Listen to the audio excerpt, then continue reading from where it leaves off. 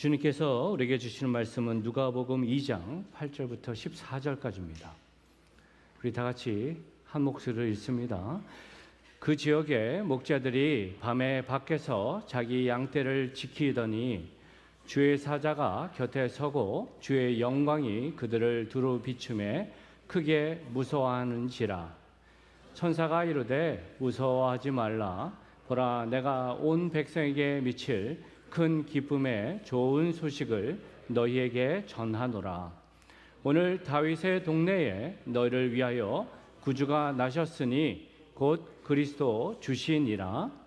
너희가 가서 강보에 쌓여 그 위에 누워 있는 아기를 보리니 이것이 너희에게 표적이니라 하더니, 호련히 수많은 천군이 그 천사들과 함께 하나님을 찬송하여 이르되, 지극히 높은 곳에서는 하나님께 영광이요 땅에서는 하나님이 기뻐하신 사람들 중에 평화로다 하니라. 아멘.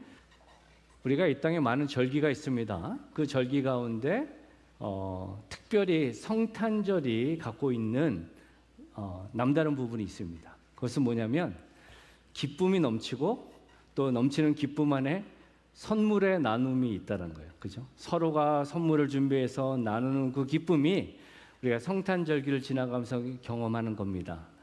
말씀을 준비하면서 저의 유년 시절에 기억나는 성탄절 선물이 뭐가 있나 한번 생각을 했더니 두 개가 바로 생각이 나더라고요.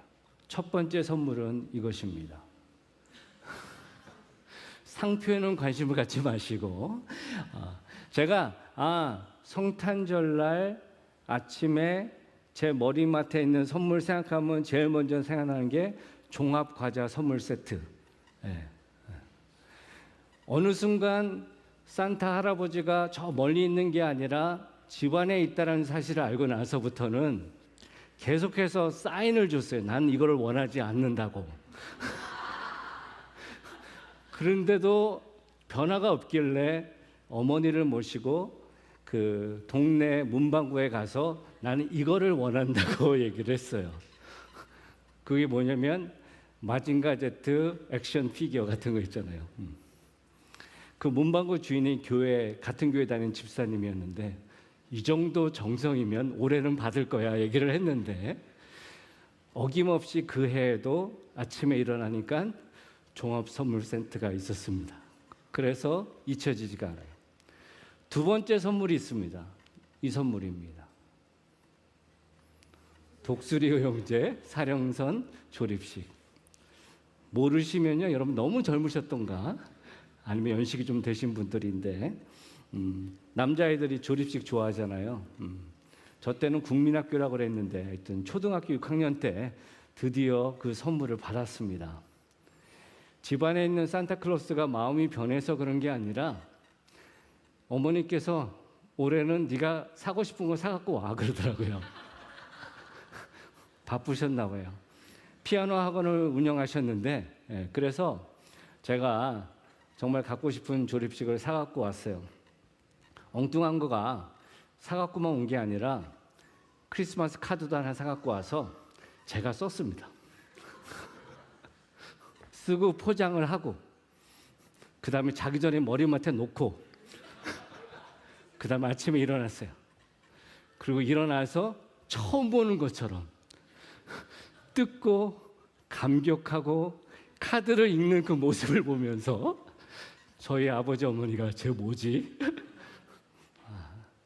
엉뚱한데 당연히 저희 애들이 그러지 않은 게 감사해요. 여러분이 성탄절을 생각하면 크고 작은 선물과 기억들이 있을 겁니다. 성탄절은요, 그리고 우리가 선물을 나누는 것은 단지 그냥 선물을 나눠주고 좋다 그 의미를 보다는 그 선물의 의미를 다시 한번 생각해 보자는 거죠. 하나님이신 예수님께서 우리를 살리시기 위해서 선물로 오셨어요. 참 기쁨의 선물은요, 상대방이 뭐를 원하든 이게 최선이야 하는 선물도 아니고 내가 갖고 싶어 해서 얻는 것도 아닐 거라고 생각해요.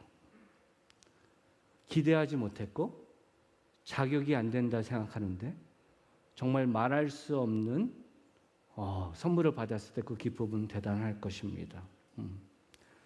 저희가 성탄절을 지나가면서 그리고 그것을 기억하고 기념하고 다시 오실 예수 그리스도를 생각하면서 대강절을 지나가고 있습니다. 그리고 오늘은 그 세 번째 시간입니다. 저는 선물, 기쁨, 나눔이란 주제의 부분으로 함께 생각하며 초의 불을 비추기 원합니다.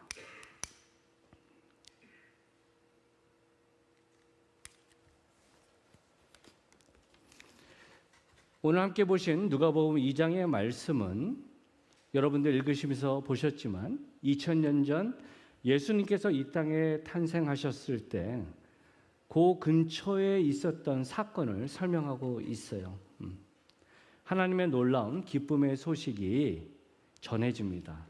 그런데 당대 유명한 자, 종교인, 정치인, 힘 있는 자가 아니라 목자들에게 전해집니다. 그리고 우리가 알게 되는 사실은 목자들에게는 전혀 생각지도 못한 일이 그들에게 이루어졌다는 거예요. 어쩌면 여느 때와 큰 차이 없이 그 밤을 지새웠을 텐데 갑자기 천사가 그 앞에 섰고 놀라운 메시지, 예수 그리스도의 탄생을 말합니다. 그리고 그 시간은 일생일대의 기념할 날이고 그들에게 최고의 기쁨의 시간이었다는 거예요. 그리고 그 날을 역사는 이렇게 말합니다. 역사의 중요한 분기점, BC, Before Christ, 그 다음에 AD, 라틴어로 말하면 아노 도미네라고 해서 주님의 해. 예수 그리스도의 탄생을 통해서 인류의 역사는 완전히 달라졌고요. 그 놀라운 중심에 지금 목자들이 있습니다. 말씀 속에서 우리는요, 전혀 생각지 못한 선물을 받은 목자, 그들이 받은 선물이 무엇인지 두 가지를 먼저 생각해 보며 나가기 원해요. 그들이 받았던 첫 번째 선물은 이겁니다. 함께 읽습니다. 시작. 인류가 염원하는 소식을 받았습니다. 10절에서 11절을 보면 이렇게 말해요. 천사가 이르되 무서워하지 말라. 보라, 내가 온 백성에게 미칠 큰 기쁨의 좋은 소식을 너희에게 전하노라. 오늘 다윗의 동네에 너희를 위하여 구주가 나셨으니 곧 그리스도시니라. 여러분, 우리가 이스라엘의 역사를 보면요, 이것이 단순히 그냥 일어난 해프닝 정도가 아니라 그들이 간절히 오랜 시간 동안 기다렸던 메시지란 것을 알 수 있어요. 이스라엘이 태동하면서 초대왕이 누구였죠? 사울 왕이었어요. 그죠? 그런데 사울 왕이 하나님 앞에 바른 모습으로 서지 못했을 때 두 번째 왕이 다윗 왕으로 나아갑니다. 그리고 다윗 왕에게 하신 하나님의 메시지는 사무엘하 7장 15절에서 16절에 나오는데 이렇게 말씀합니다. 내가 내 앞에서 물러나게 한 사울에게서 내 은총을 빼앗은 것처럼 그에게서 빼앗지는 아니하리라. 내 집과 내 나라가 내 앞에서 영원히 보존되고 내 왕위가 영원히 견고하리라 하셨다 하라. 지금 다윗이 왕으로 즉위하면서 갖고 있었던 마음이 뭘까요? 위대한 사울 왕도 하나님 앞에 바로 서지 못했을 때 그 왕위가 그 집안에서 떠나갔는데 나도 잘못하면 떠나갈 수 있겠다는 불안이 있을 거 아니에요. 그죠? 그런데 하나님 말씀하시는 거예요. 나는 사울같이 너를 그렇게 하지 않을 거야. 나는 너를 통해 놀라운 일들을 이룰 거고 그 왕위가 영원할 거야 라고 말씀하셨다는 거예요. 우리는 이스라엘 역사를 통해서 알게 된 사실은 다윗까지가 신실했고요. 솔로몬이 메서했고 그 다음에 갈라졌어요. 그죠? 북이스라엘과 남유다로. 이스라엘은 그때부터 고통과 어려움의 시간들이었습니다.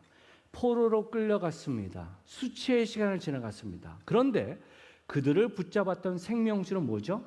신실하신 하나님은 당신의 말을 번복하지 않으시고 다윗 왕을 통해 이루신 그 계보를 통해 메시아가 올 거고 회복이 있을 것이라는 기대가 그들 안에 있었다라는 거예요. 그리고 예수님이 오시기 700여 년 전에 선지 메시지가 전해집니다. 미가서 5장 2절에 보면 이렇게 말해요. 베들레헴 에브라다야, 너는 유다 족속 중에 작을지라도 이스라엘을 다스릴 자가 너에게서 내게로 나올 것이라. 그의 근본은 상고의 영원에 있느니라. 여러분, 오늘 본문 말씀에 보시면 베들레헴이란 말을 얘기 않고 다윗의 동네라고 얘기를 하잖아요. 여기서 우리가 알게 되는 사실은 이 사건이 단순히 이 동네에 있는 것보다 오랜 역사들을 통해서 하나님께서 이루신 그 부분들을 선포하고 알려주는 메시지고, 너희들은 그것을 받았다라고 얘기하는 거예요. 재미있는 사실은요, 본문에서 좋은 소식이라고 말한 유앙겔리온, 이 단어는 우리가 good news, gospel이라고 얘기하는 복음입니다. 그 복음의 메시지를 얘기를 해주면서 얘기해 주는 건 뭐예요? 구주가 나셨다, 곧 그리스도 주시니라 라고 하면서 나신 그분을 설명하고 있어요. 여러분, 고대 로마 시대 때요, 유앙겔리온이라는 단어를 쓸 때 로마 사람들이 생각하는 이미지가 있었어요. 그 이미지는 뭐냐면요, 특별할 때만 이 유앙겔리온이라는 단어를 썼는데, 그것은 황제의 후계자가 탄생했을 때나 아니면 황제의 후계자가 성인이 되어서 왕권을 주기받고 계승할 때 유앙겔리온이라는 단어를 썼어요. 그리고 우리가 알게 된 사실은 뭐죠? 이들이 바라는 복음의 부분은 왕권이 단단하게 쓰고 후계자가 단단하게 서 있는 것을 통해서 이 평안과 기쁨이 어떻게 해요? 계속해서 이어져 나갈 것이라는 기쁨이 있었다는 거예요. 그 이미지를 가지고 오늘 본문에 복음을 얘기하는데 예수님이 이 세 가지 모습으로 오셨다라고 설명하고 있어요. 재미있는 사실은요, 이 세 가지가 동시에 나온 것은 이곳에만 나와 있어요. 구주라는 소테르라는 단어는요, 누가와 바울만 사용했는데 구원자라는 뜻입니다. 그리고 크리스토스라는 단어는 기름을 부었다라는 것으로서 하나님의 제사장, 선지자, 또 왕에게 기름의 부분을 얘기합니다. 그리고 주라는 큐리오스라는 단어는 그들이 사용하는 하나님이라는 단어가 너무나도 거룩해서 사용할 수 없기 때문에 대신해서 하나님의 신성을 표현하는 표현이었다라는 거예요. 진정한 왕으로 오신 예수 그리스도를 가리켜서 신학자 존 놀랜드는요, 이렇게 말합니다. 지금 사용한 이 용어들은 예수님이 이스라엘의 사사들 중 한 사람과 같은 또 다른 구원자가 아니라 구세주이심을 명확히 한다. 우리가 아는 사실 뭐죠? 구약에서부터 하나님의 메신저들이 있었어요. 그런데 지금 예수님이 오신 것은 그런 메신저 레벨이 아니라는 거예요. 그리고 우리가 확인해야 할 사실은 지금 누가가 강조하는 핵심은 하나님께서 주신 그 평화의 왕 되신 것은 단지 이스라엘의 왕이 아니라 온 인류의 왕이라는 겁니다. 아까 제가 말씀드렸던 유앙겔리온이라는 단어, 그리고 그 시대 때 로마 사람들이 되게 익숙하다고 말씀드렸잖아요. 근데 그것과 연결해서 사용되는 단어가 있었어요. 그것은 뭐냐면 팍스 로마나예요. 로마의 평화라는 뜻입니다. 기원전 27년부터 팍스 로마나를 외쳤어요. 그들이 주창하는 건 뭐냐면 강력한 로마의 힘이 전 세계를 압도하고 그것을 통해서 전쟁이 없는 평화를 이룰 것이다 라는 그 부분을 얘기했다라는 거예요. 그런데 겉으로는 전쟁이 없었을지 몰라도 현실은 그러지 못했음을 당시 스토아 철학자였던 에픽테토스는요, 이렇게 말합니다. 황제는 육지와 바다의 전쟁에서는 평화를 누릴 수 있지만 고통, 슬픔, 시기심에서는 평화를 줄 수 없습니다. 무슨 말이에요? 겉으로 보기에는 전쟁이 없는 평화지만 우리 인간 내면에 갖고 있는 고통, 아픔, 그 불안함의 부분에서 진정한 피스는 주지 못했다는 거예요. 그런데 우리의 진정한 왕, 하나님의 아들 예수 그리스도가 오심을 통해 샬롬이 이루어졌다 그러죠. 샬롬이란 그 단어는 안녕, 건강, 번영, 안전, 건전함, 완전함이에요. 단순히 겉으로 보이는 문제가 없는 정도가 아니라 내면 깊은 곳에서 이루어져가는 평안이에요. 알 수 있는 사실은 뭐죠? 우리의 문제, 우리의 어려움의 핵심은 죄임을 압니다. 그리고 우리 모두는요, 마치 새가 하늘을 날 때 자유함을 누리고 물고기는 물속에 있을 때 자유함을 누리듯이 하나님이 우리를 창조하실 때는 당신의 임재 안에 있을 때 평안을 누리게 하셨는데 인간의 범죄로 인해서 그것이 끊어졌죠. 그리고 나서 어떻게 해요? 내 힘으로 내 열심으로 살 수밖에 없었고 그 불안함이 우리 안에 계속 있었다라는 거예요. 그런데 예수님이 오심을 통해서 진정한 평안이 이루었고 그 메시지가 목자들에게 전해졌고 그것은 단순히 그들에게만 전해지는 것이 아니라 모두가 염원했던 놀라운 메시지였다는 겁니다. 그것이 그들이 받은 첫 번째 선물입니다. 두 번째 선물입니다. 함께 읽습니다. 시작. 하나님을 직접 보고 예배하는 특권을 받았습니다. 12절에 보면 이렇게 말해요. 너희가 가서 강보에 쌓여 그 위에 누워있는 아기를 보리니 이것이 너희에게 표적이니라 하더니 지금 놀라운 소식을 들었을 뿐만 아니라 어떻게 해요? 가서 그분을 찾아가 예배하라 그러죠. 근데 여러분 목자의 상황, 그들의 스테러스를 바로 이해하면요, 이거는 정말 세상적으로 설명이 안 되는 거예요. 신학자 트렌트 C. 버틀러는 그 부분을 이렇게 말합니다. 우리가 보통 목자 했을 때 다윗을 생각하잖아요. 다윗 시대 때만 해도요, 목자가 가업이었어요. 집안 내내 이루어지는 부분이었다는 거예요. 그런데 예수님 오셨던 그 시절에는 목자함은 거의 범죄자 취급으로 봤어요. 왜냐하면 그들이 밤에 양들을 치르잖아요. 그런 모습들 안에서 강도죄, 남의 것을 빼앗고 또 남의 땅을 함부로 침범해서 하는 그런 모습들로 되게 많은 고소들이 있었어요. 그리고 이스라엘 백성, 어른들, 성인이라면 적어도 절기마다 예루살렘에 올라가서 예배하고 동물을 잡음을 통해서 어떻게 해요?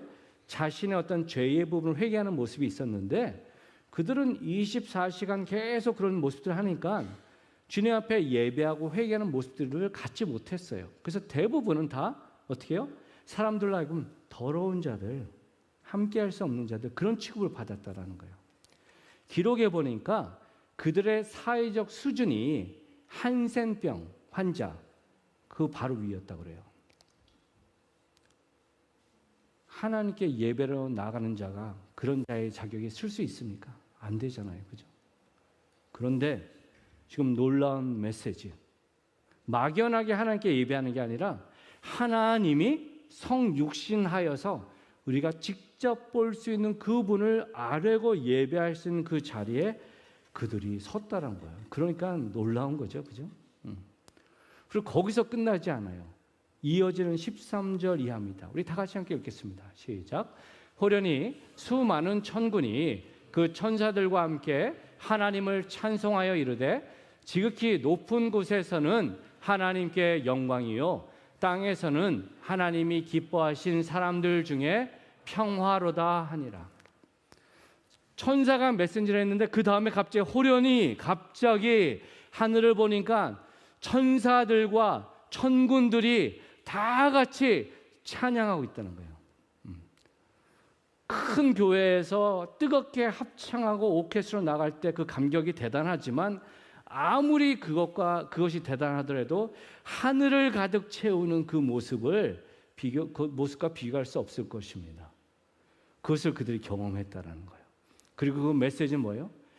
하늘에는 하나님께 영광이다. 이 사건이 왜냐하면 이 땅을 향한 하나님의 마음, 당신의 잃어버린 양들을 찾고자 하는 그 마음을 위해서 당신이 값을 치르기 위해서 당신의 아들을 보내셨고 그것을 통해 얼마나 놀라운 영광을 이룰 것이라는 그것을 선포하는 것이고 진정한 샬롬 되신 그분께서 이 땅에 오심을 통해서 모든 이들에게 평화가 된다. 그 감격을 그들이 경험했다는 겁니다.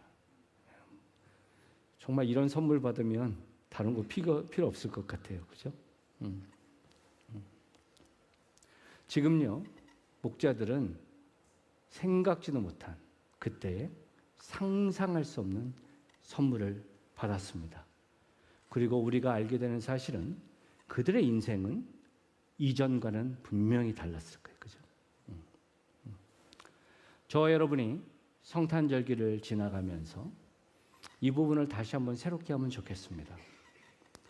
성탄절은 세상 사람들이 말하는 해피 할러데이, 한 해를 마치면서 가까운 사람들과 서로 파티하고 선물 나누고 즐기는 것이 첫 번째 목적이 아니라는 겁니다. 성탄의 이유와 성탄의 끝까지는 예수 그리스도라는 걸 꼭 기억하면 좋겠어요. 예수 그리스도가 빠진 성탄은 아무리 화려해도 의미가 없고, 예수 그리스도와 함께하는 성탄은 아무리 부족해도 풍성하다는 것을 꼭 기억하면 좋겠습니다. 저는 오늘 본문의 사건을 통해서 참된 기쁨이 되는 실은 예수 그리스도, 그 기쁨을 온전히 담는 우리의 마음의 자세 부분을 말씀 속에서 세 가지를 도전을 드리고 우리의 삶을 적용하며 나가면 좋겠습니다. 첫 번째는 이것입니다. 함께 읽습니다. 시작.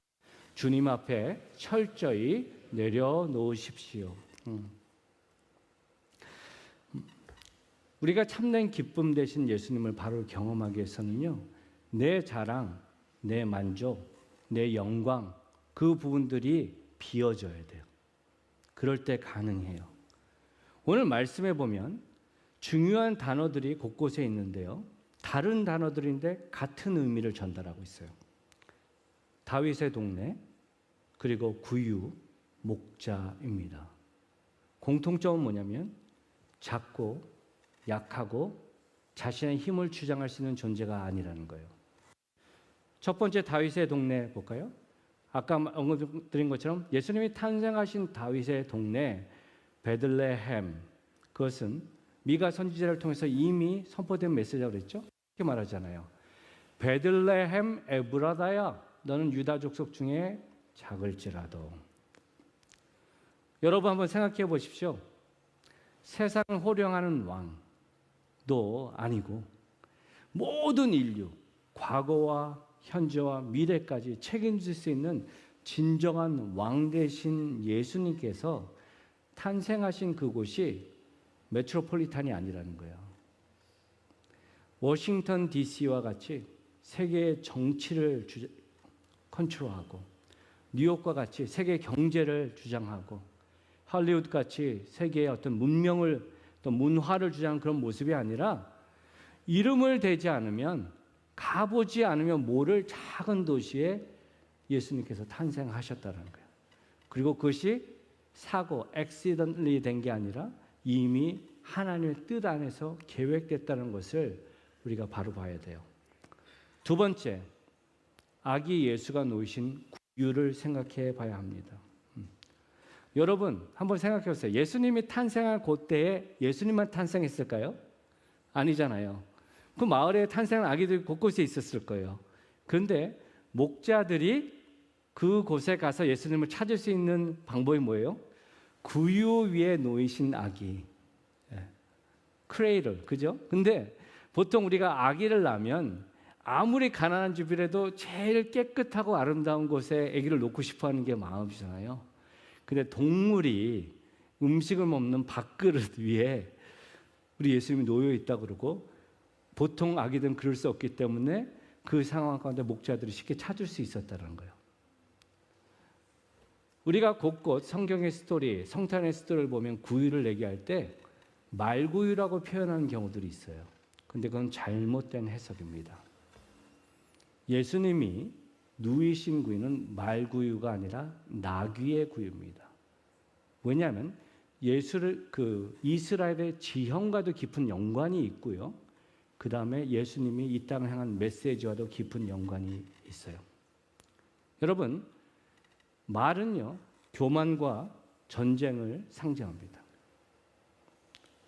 나귀는 평화와 겸손을 상징합니다. 우리 예수님, 참된 평화로 오신 예수님은 시작부터 나귀의 구유에서 시작하셨고, 예수님께서 십자가에 돌아가시기 바로 직전에 예루살렘 입성하실 때도 나귀, 어린 새끼를 하시잖아요. 그죠? 그 부분을 통해서 예수님의 정체성이 나귀를 얘기한다는 거예요. 그리고 나귀의 특징이 있습니다. 뭐냐면 나귀는 아무나 주는 음식을 먹지 않아요. 나귀는 주인이 주는 음식, 자기의 구유에 놓인 것만 먹는다 그래요. 주인에 대한 신뢰와 순종을 말합니다. 우리 예수님은 어떠셨죠? 예수님 하나님이십니다. 그런데 하나님이신 예수님이 당신의 뜻대로 이 세상에 사역을 하지 않으셨어요. 하나님 아버지의 뜻에 따라, 하나님의 타이밍에 따라 순종하며 나아가셨다는 거예요. 그것이 구유가 주는 메시지입니다. 세 번째, 목자입니다. 앞에서 언급드린 것 같이 목자는 사회에서 떨어져 있고 의심받고 약한 존재들이었다는 거예요. 그러한 모든 상황 가운데 있는 그 모습 안에 하나님의 복을 받는 메시지가 들어있습니다. 기쁨을 경험하는 메시지가 있다라는 겁니다. 마태복음 5장 3절 우리 다 같이 함께 읽습니다. 시작. 심령이 가난한 자는 복이 있나니 천국이 그들의 것임이요. 여러분 여기서 말하는 심령이 가난한 자란 것은요, 내 것을 주장하는 자가 아니에요. 네. 나는 살 수 없어요. 내 힘으로는 안 돼요. 내 지식으로는 안 돼요. 도움이 필요해요. 하는 겸손한 마음입니다. 하나님 앞에 매 순간순간 그것을 고백하는 마음입니다. 하나님 이건 내가 잘해요. 이건 놔두시고 하나님 요거는 좀 관심 가져주세요. 이게 아니라 아주 작은 것부터 하나하나 주님께 아뢰며 기도하고 나아가는 그 자들을 어떻게 해요? 하나님은 기억하시고 찾아와 주시고 그 기쁨, 놀라운 기쁨을 담을 수 있는 모습으로 인도하신다는 겁니다. 바라기는 저와 여러분이 그러한 모습으로 살 수 있기를 소망합니다. 두 번째, 우리가 그 은혜를 바로 경험하기 위해서 함께 읽습니다. 시작. 홀로의 시간을 주님과 가지십시오. 뜨거운 은혜, 감격, 열심으로 기쁨이 충만한 게 아니라 하나님과 따로 시간을 때우는 그 모습이 필요함을 본문은 우리에게 도전해요. 8절 보면 이렇게 말합니다. 그 지역의 목자들이 밤에 밖에서 자기 양떼를 지키더니, 밤입니다. 주변에 사람이 없습니다. 그 주변에 있는 것은 양들이고 양들의 울음소리밖에 없었다는 거예요. 네. 놀라운 비밀은 이것입니다.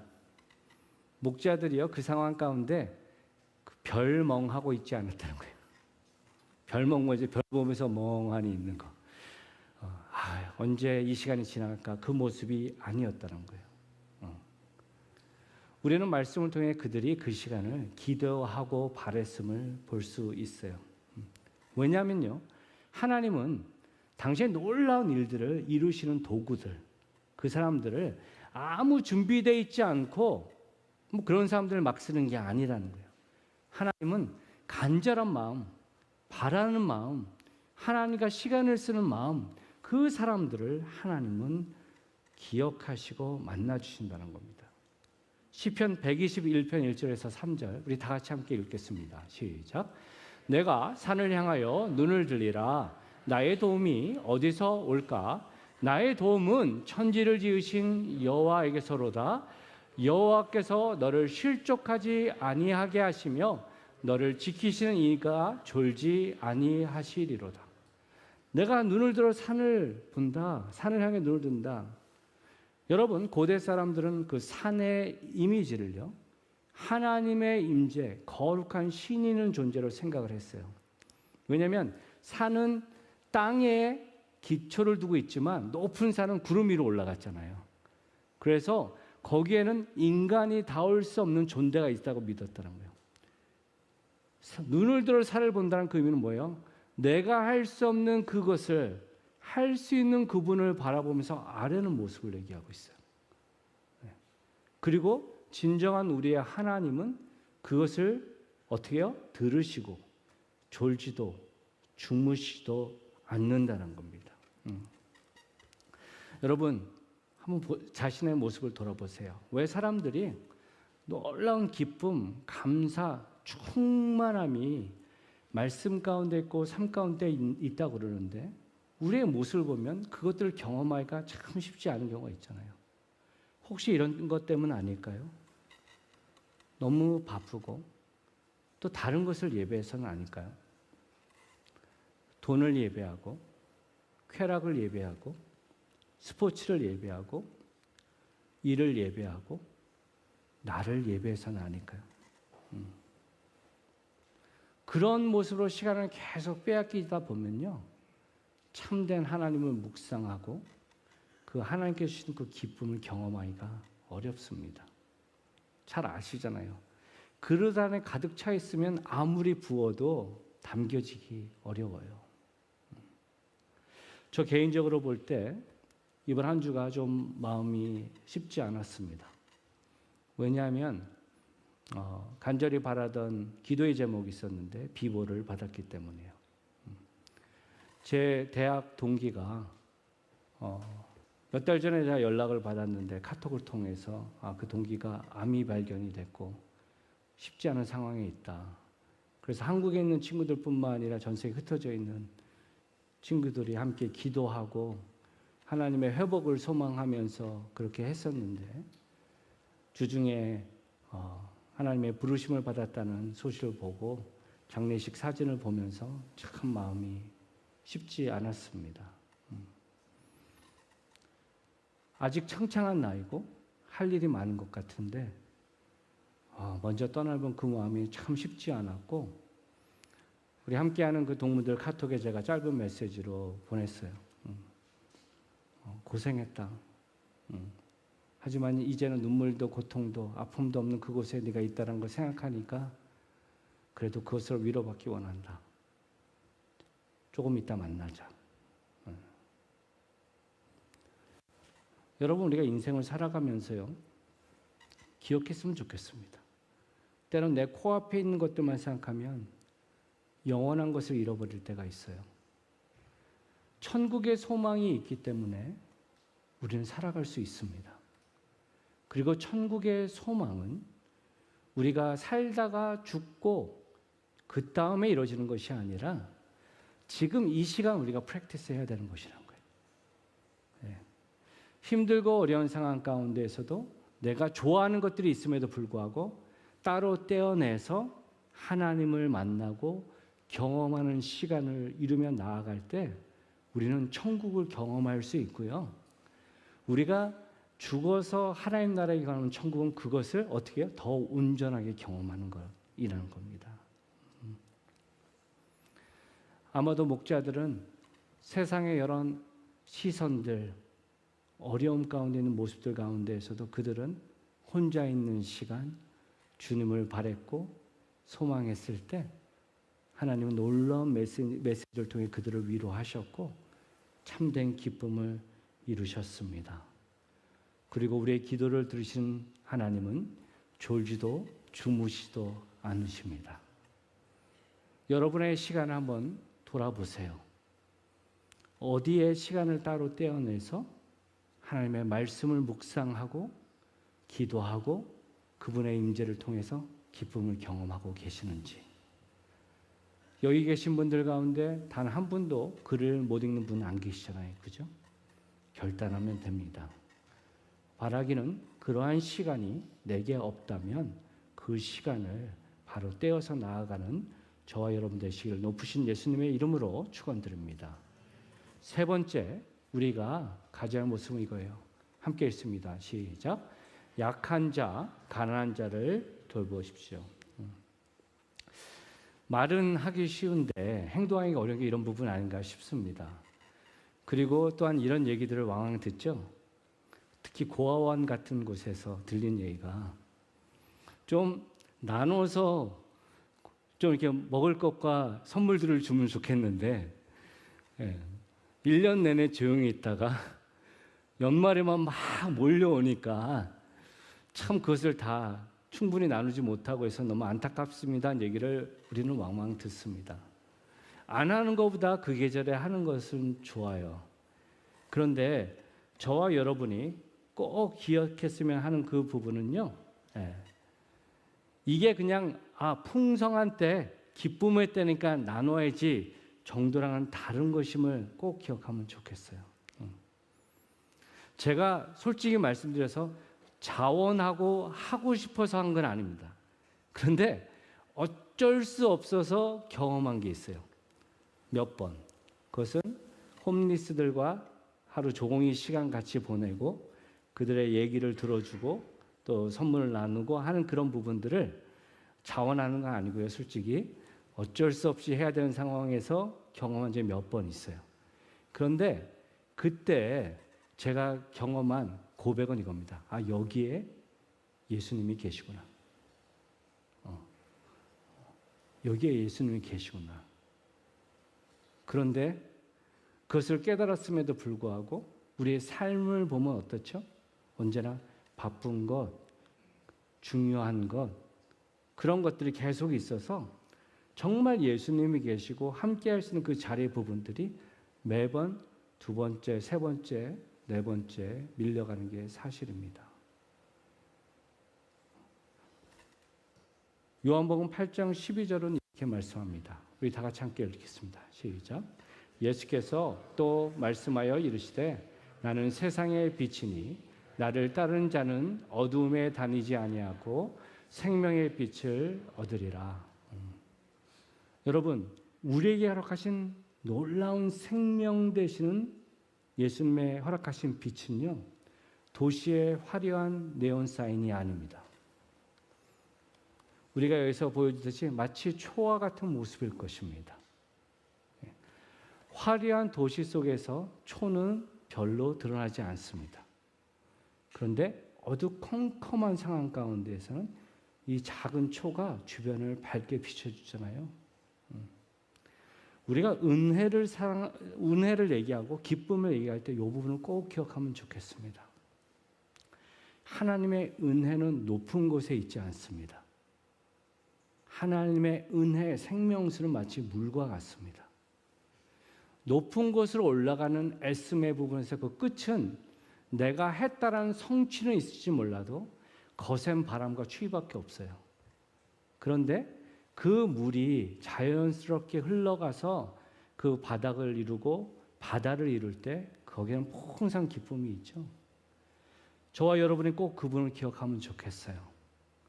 가난한 자, 불쌍한 자를 돌보고 생각하는 것이 단지 내가 그들보다 조금 더 갖고 있고 이것이 선한 것이고 이렇게 하니까 기분이 좋아하는 다른 얘기라는 거예요. 오히려 그곳에 예수님이 계십니다. 왜냐하면 예수님은 약한 자, 고통당하는 자, 그들을 위해 계시기 때문입니다. 정말 깊은 은혜를 사모하고 정말 빼앗기지 않는 기쁨을 사모한다면 주님께 기도하면서 저와 여러분이 이 대강절 기간을 지나가면서 다시 한번 결단하면 좋겠어요. 단지 교회 안에서 우리끼리만 좋은 사람들끼리 편하게 일어나가는 그런 펠로십이 아니라 하나님의 눈물이 있고 고통이 있고 아픔이 있는 그들을 향해서 내가 할 수 있는 게 뭘까라는 것을 생각하고 주님께서 주신 감동의 작은 모습으로 나아가는 모습이 될 때 그들뿐만 아니라 그들을 통해 우리는 정말 살아계신 생명 대신 빼앗기지 않는 기쁨의 선물 되시는 예수님을 경험할 줄 믿습니다. 말씀을 마무리합니다. 세상은 기뻐합니다. 세상은 셀러브레이트합니다. 이유도 모르고 선물도 나눕니다. 하지만 저와 여러분은 달랐으면 좋겠습니다. 진정한 선물 되신 예수 그리스도, 진정한 평화 되신 예수 그리스도, 진정한 기쁨 되신 예수님을 바로 묵상하면서 내 열심으로 하는 신앙이 아니라 나의 모든 것, 이분 선한 동기까지도 주님께 바로 내려놓고 하나님의 매 순간 채울 수 있는 그런 모습이 될 수 있도록 나아가면 좋겠습니다. 그리고 나에게 주어진 그 시간 가운데 가장 소중한 그 시간을 떼어서 주님과 함께하는 그 모습으로 나아갔으면 좋겠습니다. 그리고 주변을 살펴서 그 사랑이 필요한 자들에게 아름다운 사랑을 나누는 복된 축복의 도구, 평화의 도구로 사는 저와 여러분 되시기를 높으신 예수님의 이름으로 축원드립니다. 아멘.